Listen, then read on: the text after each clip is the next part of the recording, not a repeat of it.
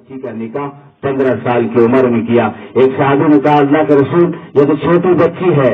نبی نے فرمایا نہیں، اگر میں ایک دن بٹھاؤں گا تو میری امت 1 سال بٹھا دے گی، اگر میں ایک دن بھی بٹھا دوں گا تو میری امت 1 سال بٹھا دے گی۔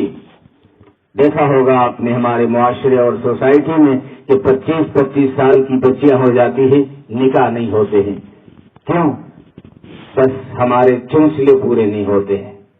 مجھے اتنا خرچ کرنا ہے، ایسے بیاہ کرنا ہے، ایسی مٹھائیاں بنانی ہیں، ایسے پکوان کرنے ہیں، اتنا جہیز دینا ہے، اتنا سامان دینا ہے۔ یہ مصیبتیں اکٹھا نہیں ہوتی، اس لیے وہ بچی کرتی کبھی 25-30 سال کو پہنچ جاتی ہے۔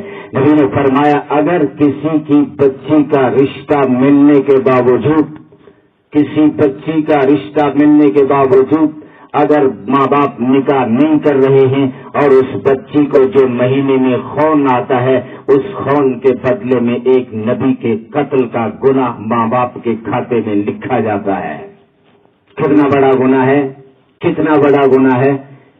ہر مہینے جو بچی کو خون آتا ہے اس کے بدلے میں نبی کے قتل کا گناہ۔ ارے ہم نے بنی اسرائیل کے بارے میں سنا تھا کہ وہ نبیوں کا قتل کرتے تھے۔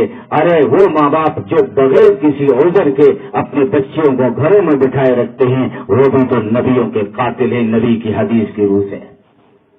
نبی نے فرمایا اگر بچی کے پاؤں پھسل گئے، اس سے گناہ صادر ہو گیا تو وہ ماں باپ کے کھاتے میں بھی لکھا جائے گا۔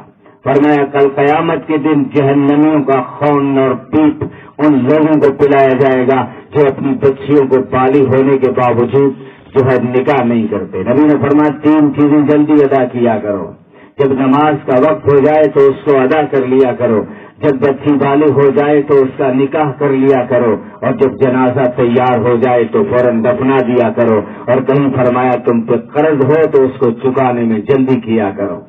نبی پاک صلی اللہ علیہ وسلم اس کی جنازے نمازہ ہی نہیں پڑھتے تھے جس کے اوپر قرض ہوتا تھا، تو فرمایا قرض کو ادا کرنے میں بھی جلدی کیا کرو۔ مختصر بات کروں گا، کس حالات میں آیا ہوں، جو ہے ذہن بات جو ہوتی ہے وہ حافظے کی تازگی اور موجود کی بھی ہوتی ہے۔ مجھے بستر سے اٹھا کے لایا گیا ہے اور بدقسمتی سے جو کار لائے تھے وہ بھی بیکار ثابت ہوئی، اور پھر ہم لاچار موٹر سائیکل پر پہنچے ہیں اور